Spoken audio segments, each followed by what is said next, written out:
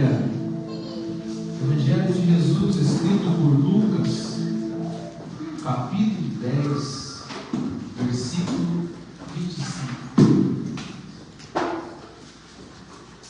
Lucas, capítulo 10,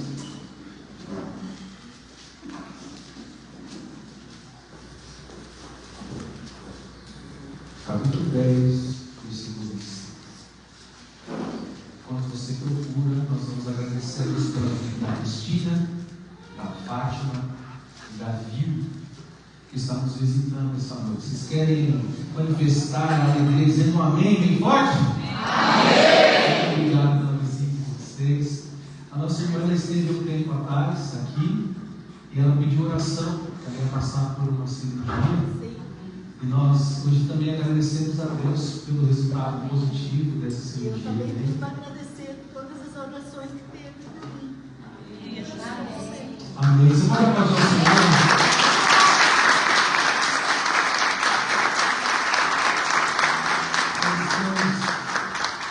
Estamos diante de um milagre de Deus. Nós oramos junto com ela, como igreja, e hoje ela foi agradecer a Deus. Nós temos motivos inúmeros para agradecer a Deus, e um desses é estar vendo um milagre presente aqui, amém? Lemos o texto, Lucas capítulo 10, versículo 25. Você encontrou? Pode dizer amém? Amém. E eis que se levantou um certo doutor da lei, tentando e dizendo: Mestre, o que eu farei para herdar a vida eterna? E ele lhe disse: O que está escrito na lei? E como você lê? E ele respondendo disse: Amarás ao Senhor teu Deus com todo o teu coração, com toda a tua alma e com todas as tuas forças, e com toda a sua mente o entendimento, e o teu próximo como a ti mesmo. E ele lhe disse: Tu respondestes corretamente. Fazei isso e viverás. Amém? Tenho pregado já alguns domingos, dos quais eu tenho a oportunidade, sobre amor. Vocês têm descoberto que eu estou pregando sobre amor e amor, sobre textos diferentes, mas o tema é sempre o mesmo. Ali naquela tela está escrito amor, comunhão. Um pouco difícil de entender, mas é edificação. Amor, comunhão e edificação. Eu comecei pregando sobre amor. Hoje é a última mensagem sobre amor. Eu vou começar a pregar sobre comunhão. Ali está escrito visão. A nossa igreja, se você olhar lá fora, tem uma placa grande com um texto bíblico dizendo sobre como essa igreja e sobre qual palavra ela está fundamentada. Ela tem 10 anos. Eu cheguei há 3 meses e não venho para mudar o que está sendo feito de maneira alguma. Quando nós chegamos em algum lugar, em algum trabalho que já está sendo feito, o nosso trabalho, a nossa intenção é se incluir no que está sendo feito e continuar o que já está sendo feito, conseguindo agregar aquilo que Deus te deu, a ferramenta que você tem. A ferramenta que Deus me deu foi na pregação, no pastoreio. E eu não estou colocando uma visão nova na igreja. Essa visão já existia, apenas ela só está ali escrita. Visão, comunhão e edificação. Preguei sobre amor, e essa é sobre a última. Vou iniciar depois sobre comunhão. Por alguém perguntar para você: a igreja que você vai tem visão? Tem alguma visão que eu posso entender? Amor, comunhão e edificação. Para os mais antigos sabem que falavam que a igreja era conhecida como a igreja do amor. Vocês oravam por muitas pessoas, das quais algumas vocês nem conheciam. E hoje a gente tem uma pessoa aqui que foi fruto do amor que essa igreja tem nas orações. Então a igreja continua na mesma visão que Deus deu para a pastora quando essa igreja iniciou. E ela continua sendo, amém? Então nós temos amor, comunhão e edificação para nortear as minhas pregações. Então, primeiro domingo do mês, eu prego sobre comunhão nos próximos domingos. E hoje eu prego sobre o amor. A última mensagem sobre amor. Eu li com vocês um texto conhecido, um texto do qual nós já vimos muitas e muitas vezes, que conta a história conhecida de uma das parábolas de Jesus. Essa parábola de Jesus, ela inicia com um questionamento. Chega um mestre, um doutor da lei, em algumas traduções bíblicas é chamado de intérprete da lei, e ele vai até Jesus, mais uma vez, querendo questionar, ou que Jesus tropece nas palavras. Ele faz uma pergunta para Jesus, já sabendo qual seria a resposta, para ver se Jesus responderia de uma maneira diferente, e assim ele conseguisse provar que Jesus era um falso mestre. O doutor da lei chega até Jesus e pergunta sobre um tema que até nos dias de hoje é complexo de se entender, que é sobre a vida eterna.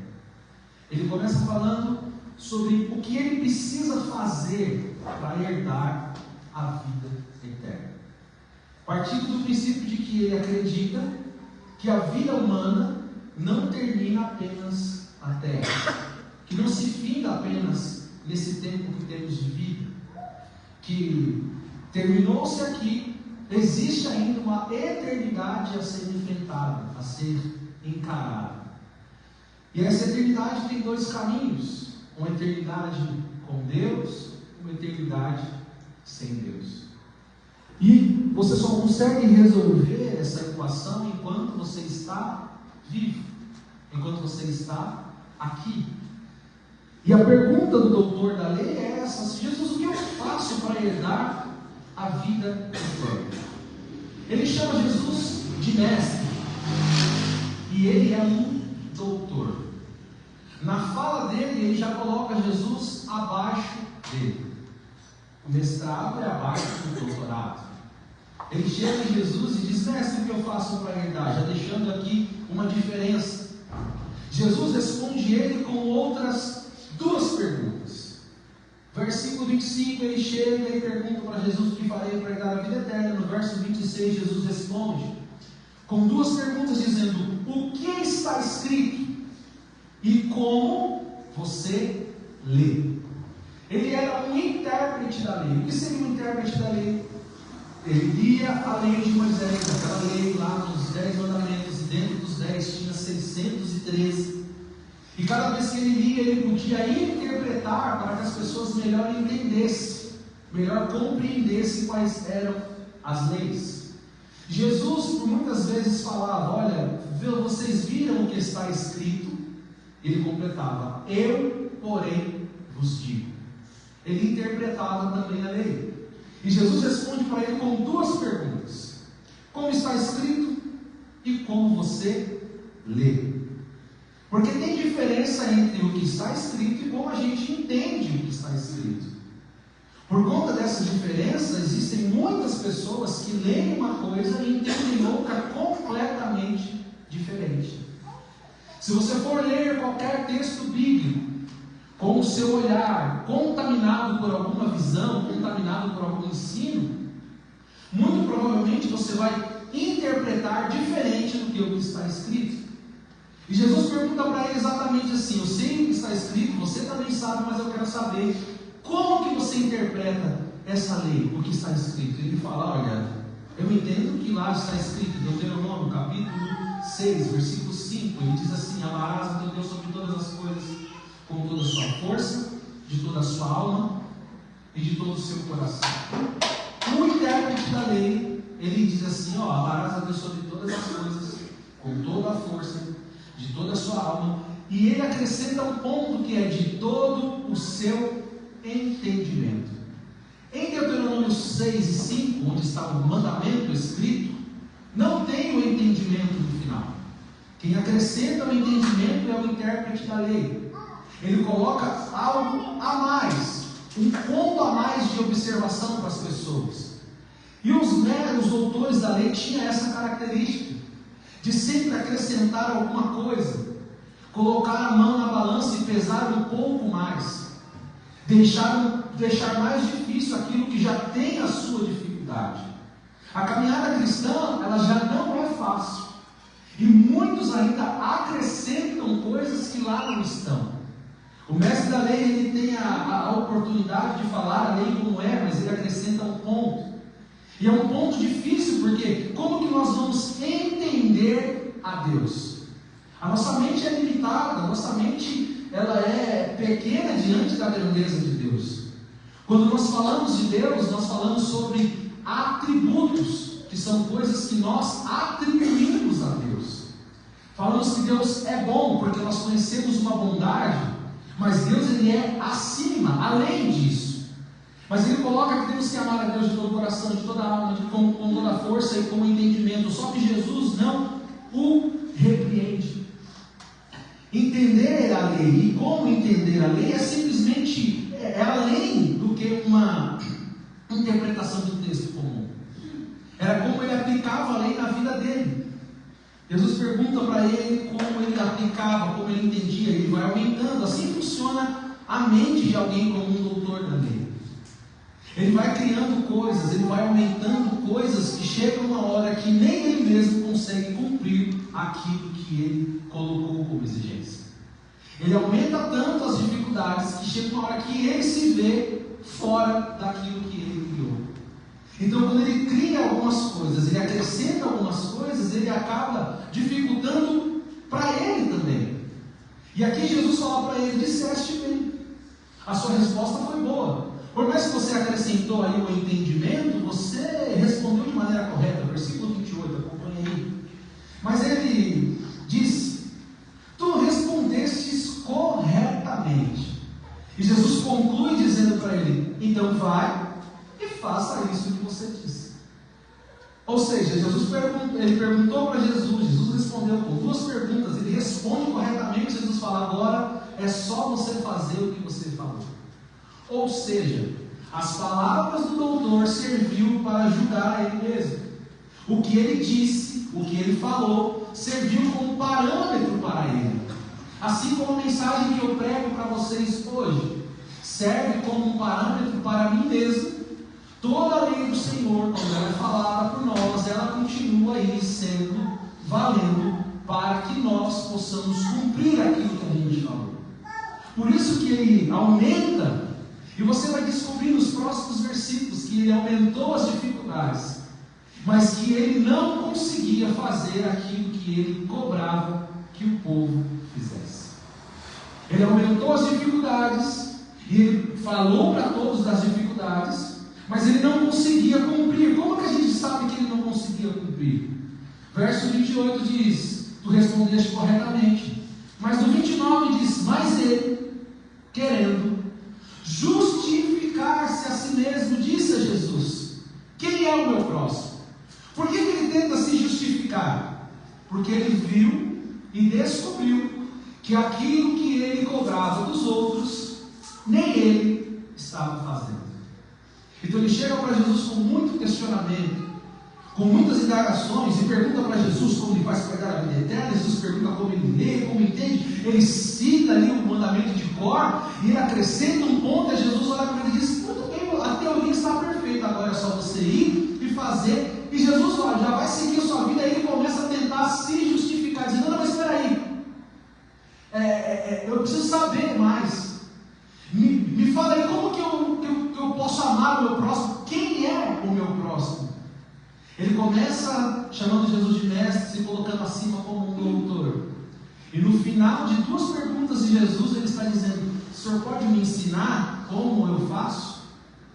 Ou seja, a teoria de muitos é muito boa, mas a prática encontra dificuldades. Eu tenho muitas dificuldades na minha vida cristã, eu tenho muitas dificuldades de entendimento, mas uma das dificuldades que eu tenho é de compreender alguém que sempre aumenta o que está sendo pedido. Quando nós vamos ver a vida, a gente descobre que as pessoas que ficam nos fiscalizando não conseguem cumprir aquilo que diz respeito à vida deles. Talvez você já caiu nesse ponto de olhar a vida do outro e dizer: olha, ele está errando nisso, errando naquilo. Ele não está cumprindo do jeito que tem que ser, ele não está fazendo do jeito que tem que ser feito, ele não está indo do jeito que tem que ir. E quando nós olhamos para nós mesmos, a gente descobre que estamos em falha, tanto quanto aquele da qual a gente apontava. A gente cai assim como o doutor da lei caiu. Chegou perguntando e de repente ele olhou para si e disse: mas espera aí, nem eu mesmo estou estou fazendo o que eu falei para fazer. E aí ele olha para Jesus e pergunta: mas quem é o meu próximo? Quem é essa pessoa que vai me ajudar no caso? Quem é o meu próximo? Como eu posso saber disso? E aí, o perigo demais de você pesar a mão é que você acaba tropeçando naquilo que você mesmo falou. E não é muito difícil encontrar as contradições. É difícil, não é muito difícil encontrar alguém que fala, não faz, que prega, mas não vive, que requer de você, de mim, de nós, mas não consegue fazer aquilo. E ele tenta se justificar: quem é meu próximo? Jesus me fala aí porque eu quero fazer. Na verdade, a partir de agora eu vou fazer. E aí Jesus responde a ele. E você vai conhecer o texto, é maravilhoso. Jesus olha para ele e vai lhe contar uma parábola. Um certo homem descia de Jerusalém para Jericó. Versículo 30. Caiu entre os ladrões, os quais os despojaram, feriram, e partiram deixando quase morto. E por acaso, por este mesmo caminho, descia por ali um sacerdote. Quando ele o viu, o passou de lado. Assim também veio um levita pelo mesmo caminho. Quando chegou ao lugar, passou de lado. Mas um certo samaritano, estando de viagem, veio até ele, vendo, teve compaixão. Sacerdotes e levitas eram o poder ali mais alto da nação de Israel. Eles eram o exemplo. Eles eram o padrão. O sacerdote era quem regia a nação, e o levita era quem conduzia o culto, quem cuidava dos utensílios do templo. Eles eram os mais conhecidos, mais importantes. O sacerdote, ele era visto como um poder máximo. Se alguém tinha alguma dúvida sobre qualquer questão da lei, já sabia que ou perguntava aos fariseus ou aos doutores da lei. Mas quando via um sacerdote, ele tinha que ter a permissão de dirigir a palavra. Então Jesus pega os dois poderes máximos de padrão, de santidade, de conhecimento, e coloca eles em uma situação em que eles estavam em um caminho, e eles viram um homem caído à beira deste caminho, que já havia sido roubado, havia apanhado e estava quase morto. E até então a parábola, para quem ouve e está ouvindo, não vai acreditar que Jesus vai colocar o sacerdote e o levita em uma posição de erro, em uma posição de negligência, no mínimo. Aquele doutor da lei que chegou falando sobre ser doutor, entender e conhecer, já estava fora. Quando a primeira linha de corte passou, ele já estava devendo e já ficou de fora. E aí Jesus inclui mais dois, que é o sacerdote e que é o levita. E Jesus vai colocar ali um outro, um terceiro, um samaritano.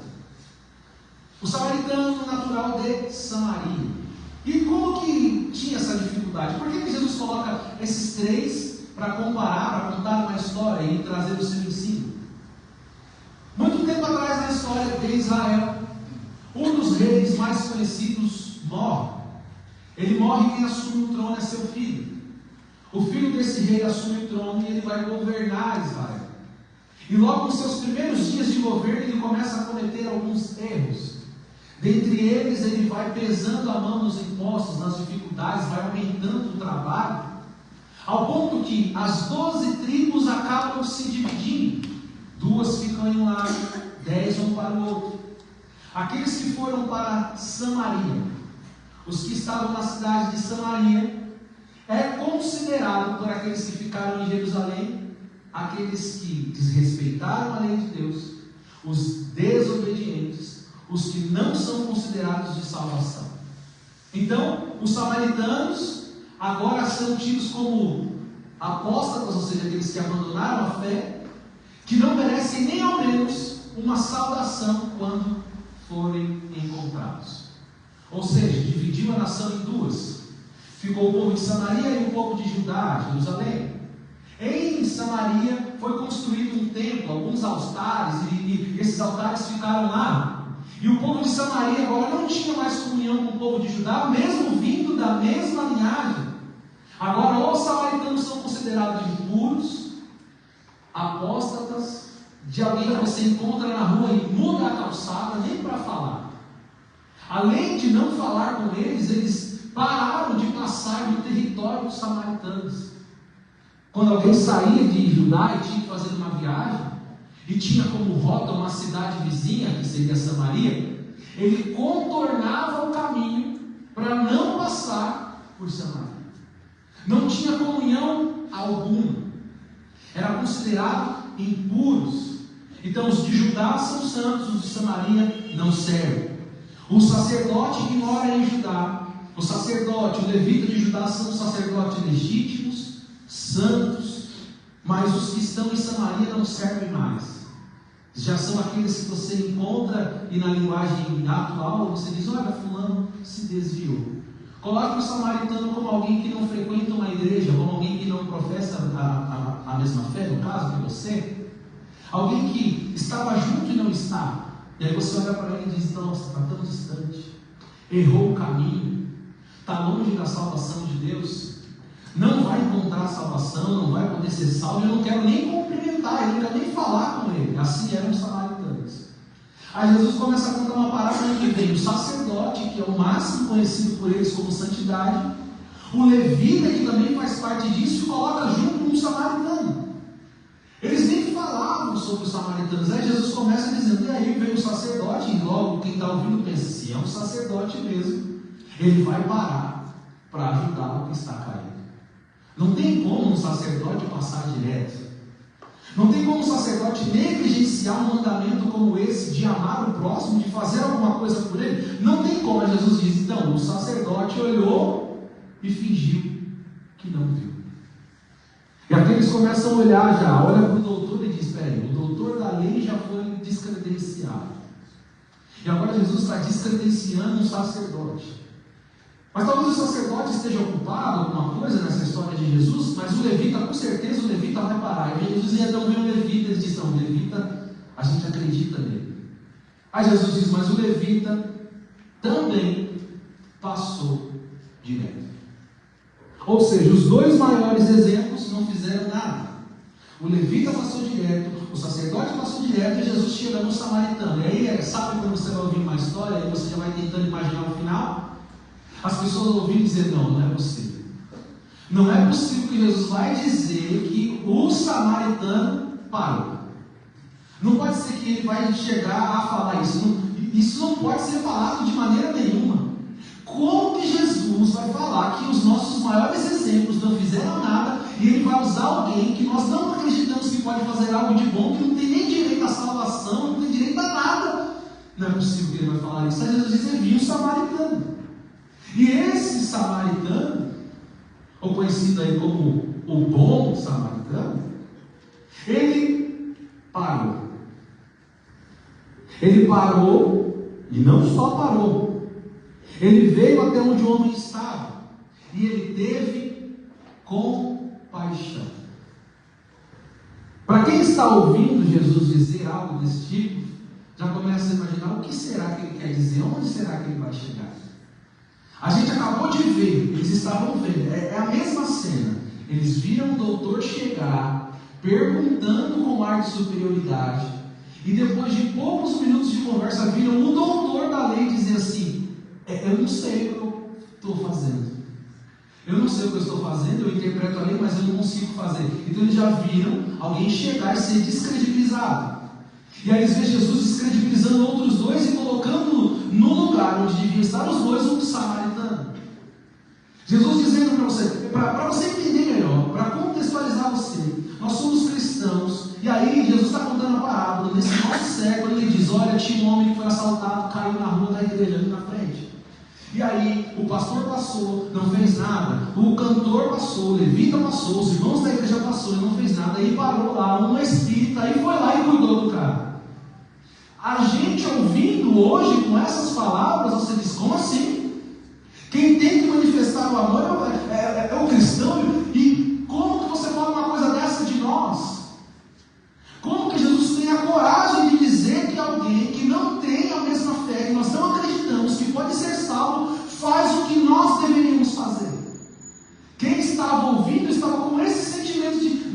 possível que essa história pode ser contada. O doutor da lei não teve argumento para falar sobre aquilo, porque ele estava errado. Ou seja, quem deveria fazer não estava fazendo. E Jesus apresenta alguém que ninguém acreditava que podia fazer, e esse fez. É Jesus e a palavra, claro, como uma história, dois gumes para mim e para você hoje, dizendo: você já parou para pensar que você pode estar imitando o sacerdote, o doutor e o levita, não fazendo o que o cristão deve fazer, enquanto outras pessoas estão fazendo um trabalho que era biblicamente seu e meu? Será que nós, vindo para a igreja, não passamos por muitas pessoas e não cumprimos o evangelho na vida dessas pessoas?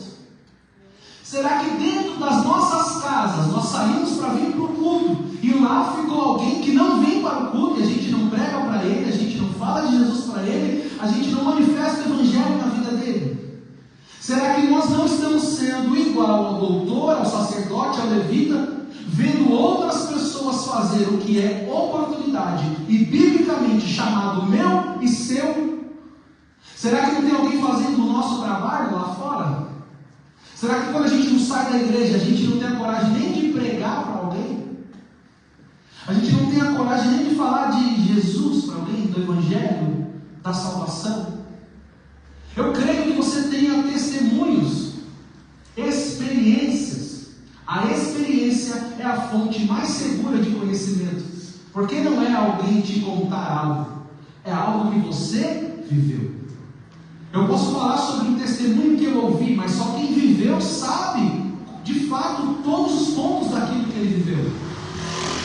E aí, você tem experiências de Deus, você tem experiência com Deus, mas o grande problema é que tem alguém lá fora fazendo o trabalho que era para você e para mim. Porque nós estamos como levita, sacerdote e doutor. A nossa teoria está ótima, mas a nossa prática nós nos encontramos em falta. Quantas pessoas você falou para Jesus neste mês de junho, que começou ontem? Ah, mas começou ontem, pastor, não deu nem tempo. Quantas pessoas você falou de Jesus no mês passado? Quantas ações você fez para manifestar o evangelho na vida da sua família no começo do ano até agora?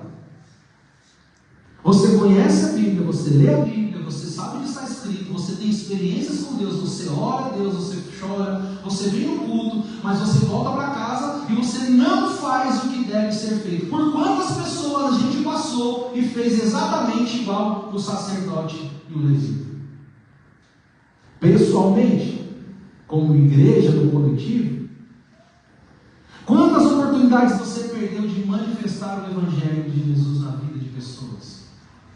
Quantas oportunidades você perdeu de aliviar a dor, o sofrimento de alguém, apresentando para ele algo que pode curar as feridas dele e trazer a ele uma nova esperança? Quantas vezes nós estamos cheios de teorias, mas vazios de práticas? E a gente chega e começa a discutir teologia, discutir ensino, como diz o doutor, fazendo perguntas, querendo saber teorias, mas quando chega lá de manifestar o evangelho, a gente olha para nós mesmos e nos vemos como o doutor da lei, dizendo: mas espera aí, Jesus, deixa eu me justificar, eu não fiz o que deveria ser feito, porque eu não sei quem é meu próximo, e a gente vai dando desculpas. Não, mas é porque o mundo anda muito rápido, né? A gente mora em São Paulo, todo mundo está sempre com pressa, as pessoas não têm tempo, eu estou muito ocupado, eu trabalho muito, eu estudo muito, eu tenho muita coisa para fazer. Jesus, eu não estou fazendo o que eu deveria fazer porque eu tenho muitas ocupações, eu não estou fazendo o que eu deveria fazer porque eu estou muito ocupado, eu estou trabalhando sempre. Então vai me perdoando, vai me justificando aí, porque eu não estou fazendo o que era para ser feito. Ou seja, quando nós negligenciamos o que nós devemos fazer como cristãos, alguém está fazendo um trabalho que era meu e que era seu, e não está fazendo o mesmo objetivo e propósito que nós deveríamos ter. Alguém está fazendo algo e não é com o mesmo objetivo. E Jesus conta a parábola e olha para o doutor da lei e pergunta para ele: nessa parábola que eu te contei, quem é o próximo daquele homem? Nessa parábola aí, ô doutor da lei, qual desses três, verso 36, qual desses três te parece que se tornou o próximo daquele que caiu entre os ladrões? Se tornou, ou seja, a oportunidade foi apresentada, e quando ele viu a oportunidade, ele não desperdiçou a oportunidade de se tornar o próximo do caído. Ou seja, as oportunidades se apresentam todos os dias, mas quantas delas nós aproveitamos? E o homem olhou para Jesus e disse: olha, é óbvio que quem mostrou misericórdia para com ele. Aí Jesus mais uma vez olha para ele e diz: agora você vai e faz tudo do mesmo jeito. Pela segunda vez Jesus fala para ele: agora você precisa fazer. Não adianta teoria se você não fizer o que tem que ser feito.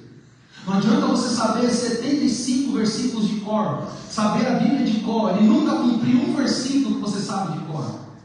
Não adianta você saber versículos de cor, saber as referências onde elas estão, ser lá um apologeta e conseguir defender as coisas e falar versículos, e ler a Bíblia 10, 15 vezes, se quando você precisa manifestar o Evangelho na vida das pessoas, você não tem prática de tudo que você sabe na teoria. A palavra fé na Bíblia é dividida em duas palavras no seu original: emuná e bitahon.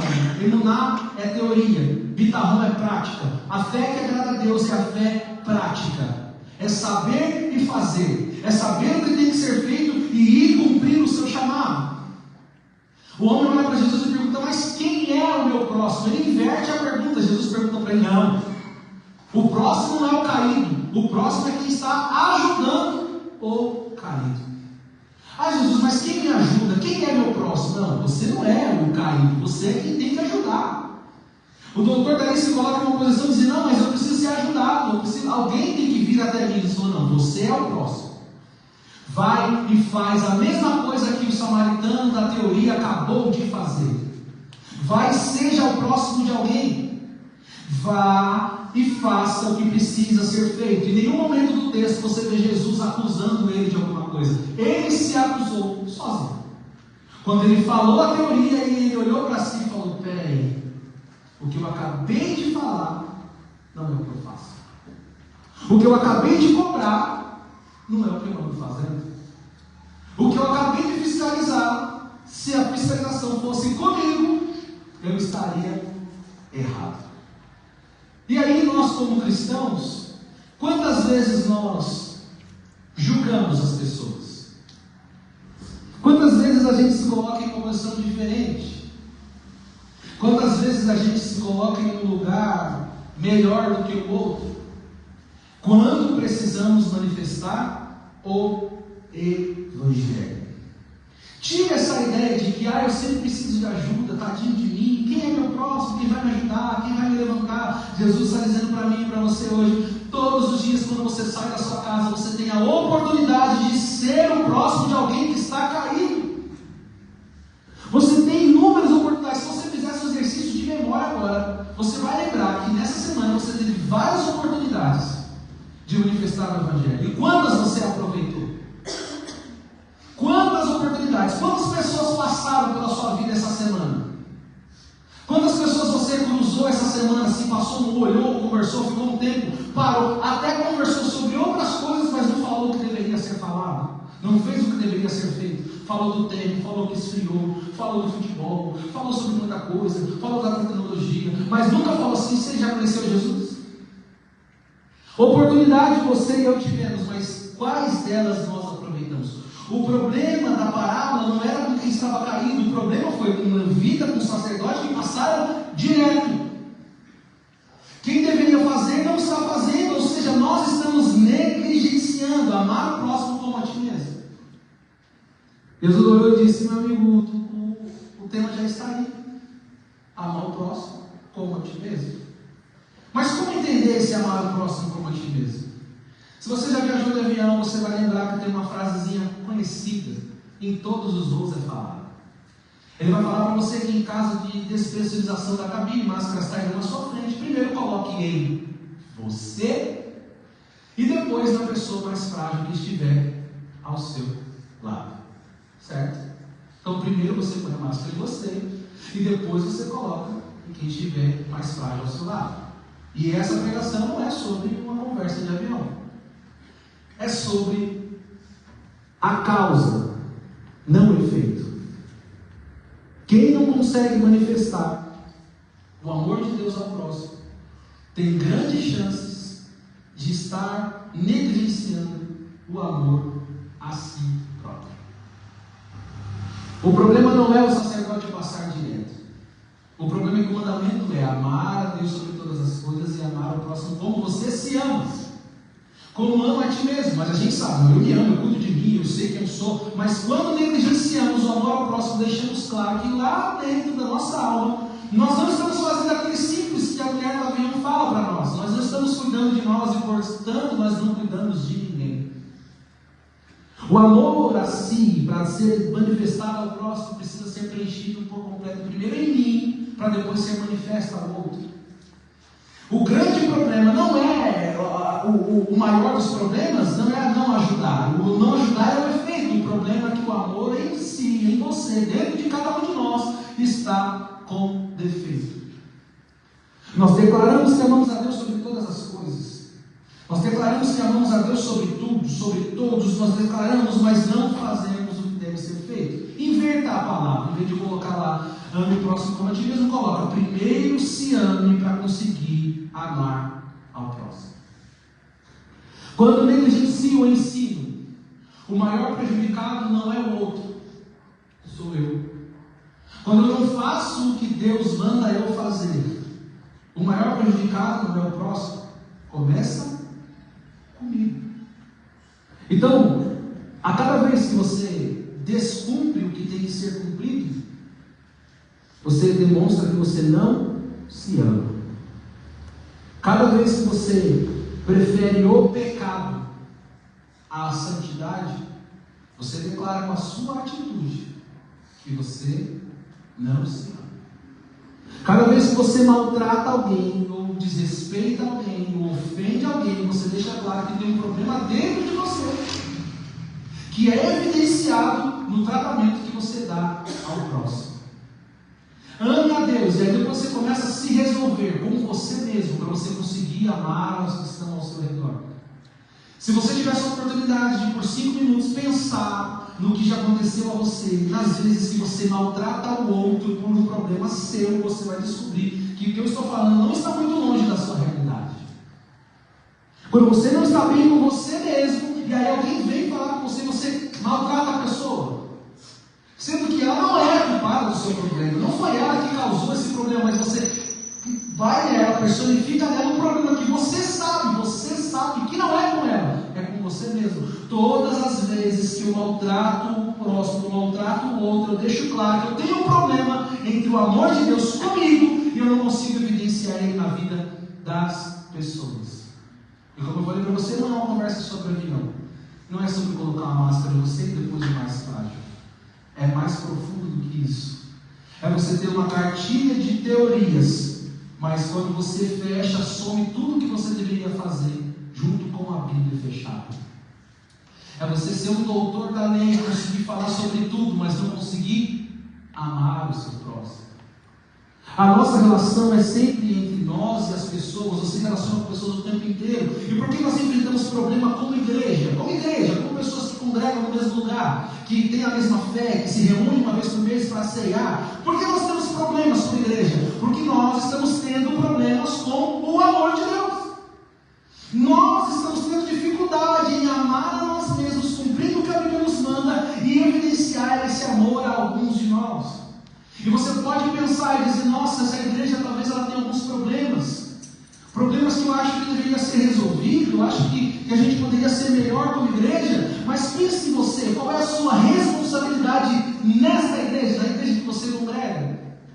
Você pode olhar para mim como pastor e dizer, o pastor tem que fazer mais coisas, os obreiros têm que fazer mais coisas, mas e você como membro, e você como filho de Deus, como aquele que foi escolhido por Deus para uma obra? Como igreja nós somos um corpo e todo mundo precisa trabalhar naquilo que Deus te deu para trabalhar, e quando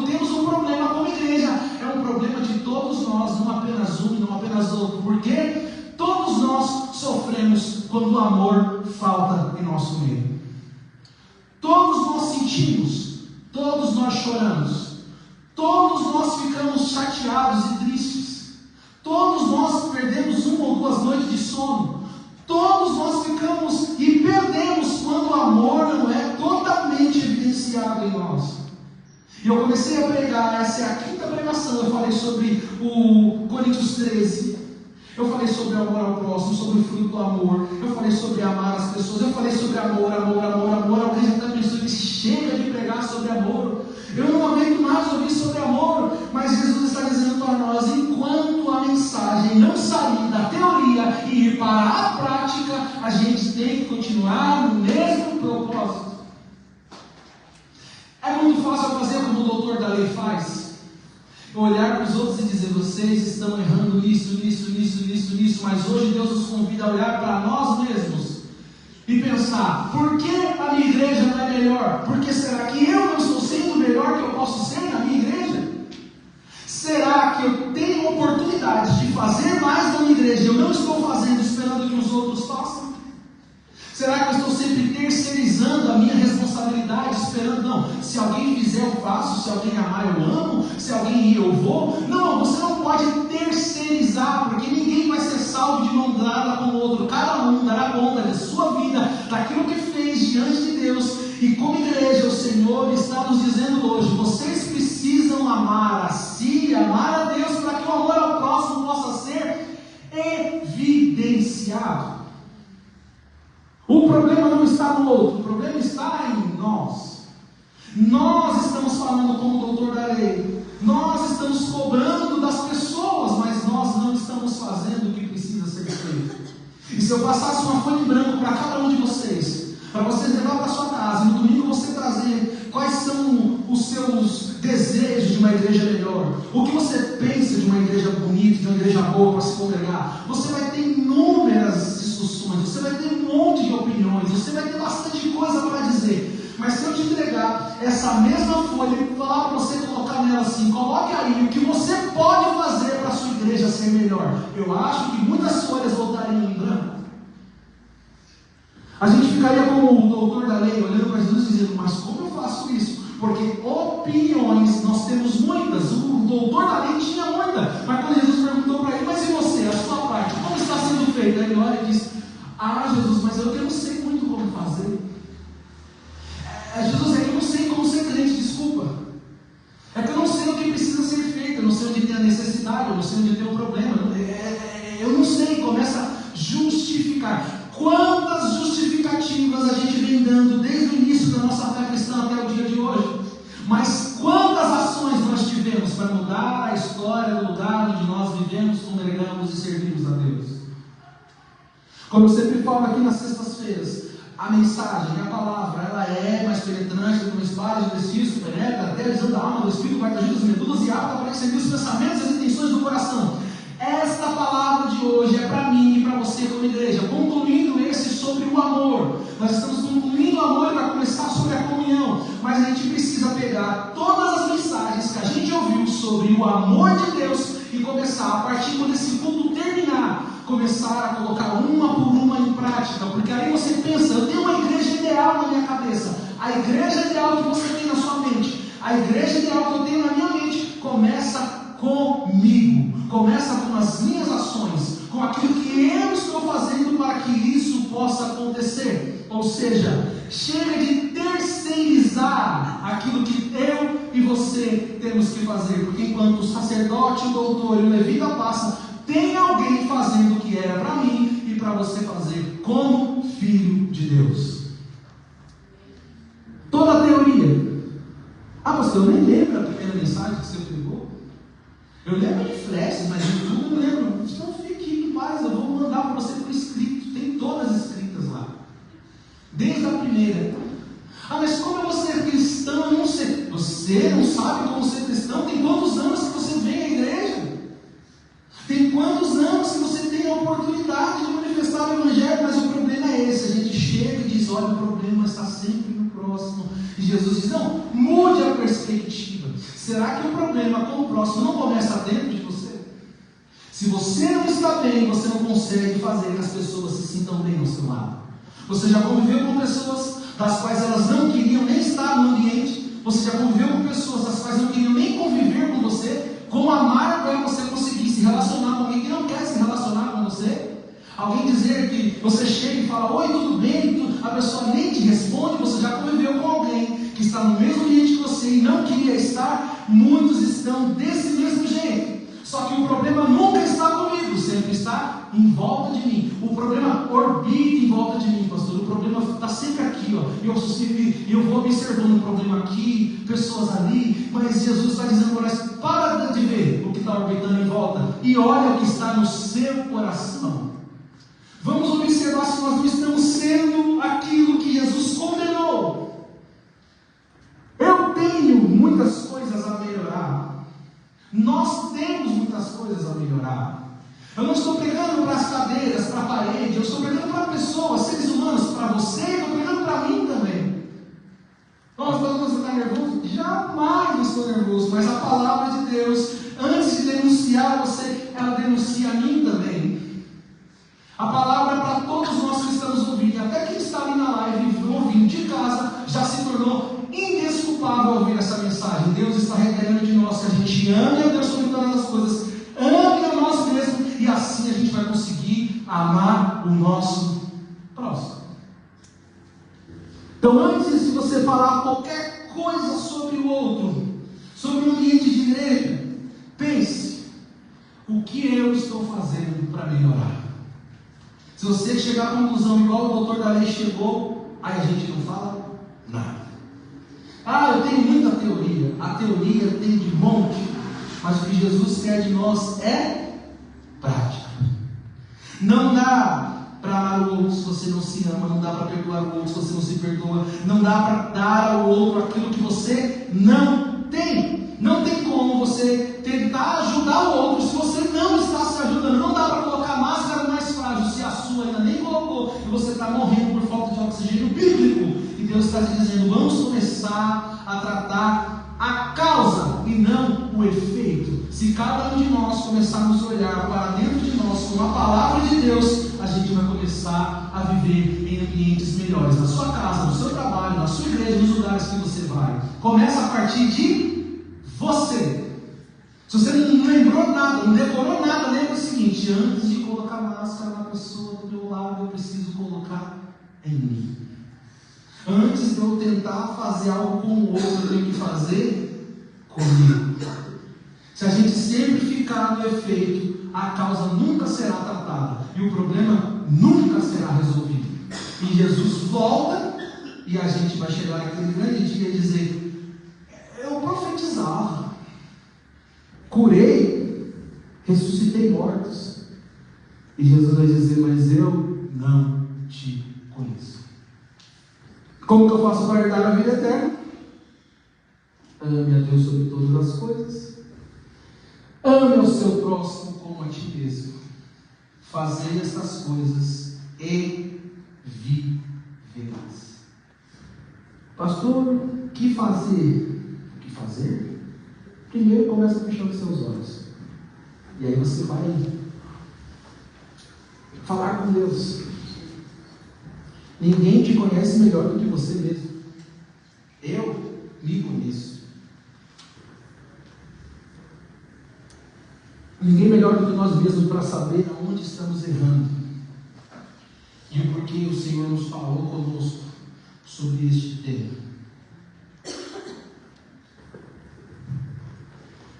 Pai Santo e querido, nós estamos dias ouvindo o Senhor falar conosco sobre amor. E nós ouvimos muito, e nós conhecemos versículos, nós conhecemos palavras,